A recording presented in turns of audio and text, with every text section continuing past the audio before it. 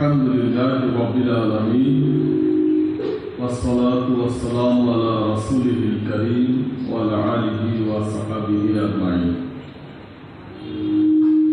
বাংলাদেশ জামাত ইসলামী ঢাকা ৯ আসন কর্তৃক আয়োজিত আজকের এই ইমাম খতিব মহোদয়ের সমাবেশ উপস্থিত সম্মানিত শ্রদ্ধেয় ইমাম খতিব মহোদয়গণ,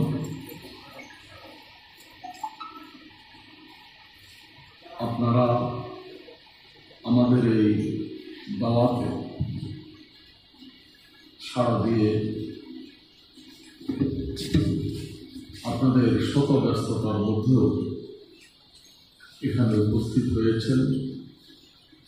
এজন্য আমরা মহান রব্বুল আলামিনের শুকরিয়া আদায় করি, সাথে সাথে আপনাদের প্রতি কৃতজ্ঞতা প্রকাশ করছি আমি ব্যক্তিগতভাবে এবং আমাদের এই আসন সংগঠনের পক্ষ থেকে আপনাদেরকে আন্তরিক মোবারকবাদ এবং শুভেচ্ছা জানাচ্ছি।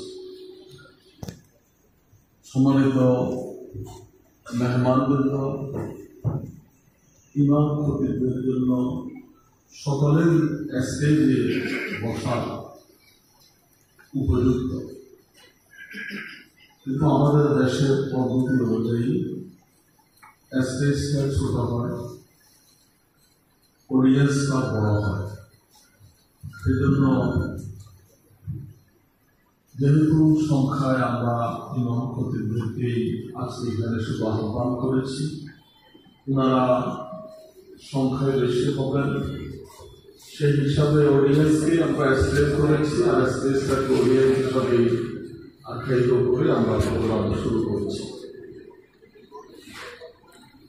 আবহাওয়া প্রতিকূলতার কারণে আমাদের অনেকেই উপস্থিত হতে বিলম্ব হচ্ছে, উপস্থিত হতে পারছেন না।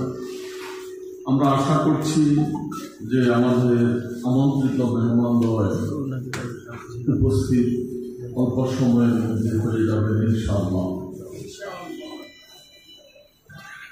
সম্মানিত অতিথিবৃন্দ, আমি কবির আহমদ ব্যক্তিগতভাবে 1493 ঢাকায় 1493 এই খিলগাঁওয়ে বসবাস করি। এখান থেকে অল্প কিছু দূরে আমাদের বটতলা মসজিদের ঠিক উত্তর পাশেই আমার বাড়ি। বাংলাদেশ জামাত ইসলামী আগামী জাতীয় সংসদ নির্বাচনের জন্য ঢাকা ৯ আসনে আমাকে মনোনীত করেছেন। আমি আপনাদের আজকে যারা আমাদের সম্মানিত অতিথি ইমাম এবং খতিব মহোদয়ের দোয়া, সহযোগিতা এবং সমর্থন প্রত্যাশা করছি, কামনা করছি যে আপনারা আপনাদের একজন আদনা ভাই হিসাবে, ইসলামের একজন খাদেম হিসাবে আমার জন্য আপনারা দোয়া করবেন উজাড় করে, আমার এই তৎপরতাতে আপনারা আন্তরিকভাবে সমর্থন দেবেন এবং সহযোগিতা করবেন, এই প্রত্যাশা ব্যক্ত করছি। সম্মানিত ইমাম এবং খতিব সাহেববৃন্দ, আপনারা সমাজ, দেশ, রাষ্ট্রের পরিচালনায় ভূমিকা রাখেন। আপনাদের হাতেই বক্তব্যের মঞ্চ নির্ধারিত আছে। দেশ এবং জাতিকে উপদেশ দেওয়ার জন্য বৈধ অধিকার হচ্ছে ইমাম এবং খতিবগণের। নির্দ্বিধায় নিজ সংকোচে দেশ এবং জাতিকে উদ্দেশ্য করে কথা বলার ক্ষমতা রাখেন ইমাম এবং খতিবগণ। এটি আল্লাহ রাব্বুল আলামিনের পক্ষ থেকে আপনাদের প্রতি এক বড় ধরনের নিয়ামত এবং সুযোগ। এটিকে যথাযথভাবে যদি আপনারা কাজে লাগাতে পারেন, তাহলে আমাদের এই বাংলাদেশে, আলেম ওলামার এই বাংলাদেশে আমাদের সকলের কাঙ্ক্ষিত যে রাষ্ট্র, ইসলামী রাষ্ট্র প্রতিষ্ঠার ক্ষেত্রে আপনাদের সে বক্তব্য, আপনাদের আলোচনা অগ্রণী ভূমিকা পালন করবে।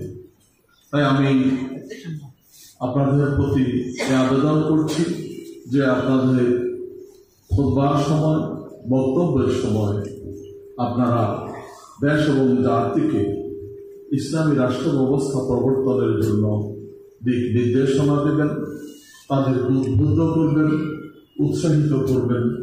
এই আকুল আবেদন আপনাদের প্রতি জানাবেন। সম্মানিত অতিথিবৃন্দ,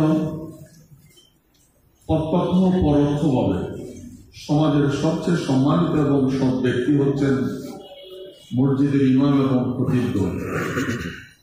সুন্দর একটি সমাজ বিনির্মাণে আপনাদের ভূমিকা অগ্রগণ্য। সমাজ পরিবর্তন ইমাম এবং খতিবগণের ভূমিকা প্রধান এবং গুরুত্বপূর্ণ। আমরা বাংলাদেশ জামাত ইসলামী বাংলাদেশে একটি সমাজ, সুন্দর সমাজ, একটি সুন্দর রাষ্ট্র বিনির্মাণ করতে চাই, যেটি আপনাদেরও সকলের আকাঙ্ক্ষা, প্রত্যাশা। এই ক্ষেত্রে আপনাদের আশা, আকাঙ্ক্ষা, প্রত্যাশার সাথে আমাদের আশা, আকাঙ্ক্ষা, প্রত্যাশা মিলে গিয়েছে। আমরা যদি মাঠে ময়দানে এই কর্মসূচি বাস্তবায়নে সুন্দর সমাজ বিনির্মাণের ভূমিকা রাখি, আপনারা যদি প্রত্যেকে আপনাদের অবস্থান থেকে, আপনাদের মসজিদের মিম্বার থেকে আপনারা যদি এই পক্ষে সচেতন নাগরিকদেরকে যদি আপনারা উদ্বুদ্ধ করেন, যদি আপনারা সেভাবে তাদেরকে দিক নির্দেশনা দেন, তাহলেই সম্ভব বাংলাদেশে একটি সুন্দর সমাজ, রাষ্ট্র বিনির্মাণ করা। আমি এই ক্ষেত্রে আপনাদের প্রতি আবেদন জানাচ্ছি যে আপনারা এই মর্মে আপনাদের যতটুকু সুযোগ আছে সেটাকে কাজে লাগাবেন ইনশাআল্লাহ।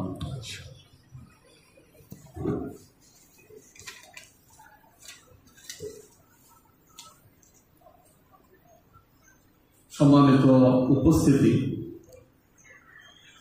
সমাজে অগণিত অন্যায়, অপরাধ, জাহেলিয়াত চিন্তা কর্মকাণ্ড দেখেও অনেক সময় ইমাম খতিবগণ অপারগতার কারণে বা নিজেদেরকে বহিরাগত ভেবে চেপে যান, অথচ একটি সমাজ, দেশ, রাষ্ট্রকে পুরুষমুক্ত করে একটি সুন্দর আলোকিত সমাজ গড়ার জন্য সবচাইতে বেশি ভূমিকা রাখতে পারেন ইমাম এবং খতিবগণ। আমাদের দেশে এখনো অসংখ্য মানুষ এমন আছেন যারা জুমার দিন মনোযোগ সহকারে খুতবা এবং বক্তব্য শুনেন। অধিকাংশ মানুষ আগে আগে মসজিদে অবস্থান করে জুমার খুতবায় ইমামগণ, খতিবগণ যে বক্তব্য এবং খুতবা দেন সেটা হৃদয়ঙ্গম করেন। তাই এই সুযোগে ইমাম এবং খতিবগণই পারেন সমাজের এই আগ্রহী ব্যক্তিদেরকে, সমাজের এই বিশিষ্ট ব্যক্তিদেরকে বাংলাদেশে একটি সুন্দর, সুজলা সুফলা, দুঃখ দুর্দশা মুক্ত, বৈষম্য মুক্ত বাংলাদেশ গড়ার লক্ষ্যে আগামী জাতীয় সংসদ নির্বাচনে ইসলামী রাষ্ট্র ব্যবস্থা প্রবর্তনের লক্ষ্যে সৎ এবং যোগ্য লোকদেরকে নির্বাচিত করার জন্য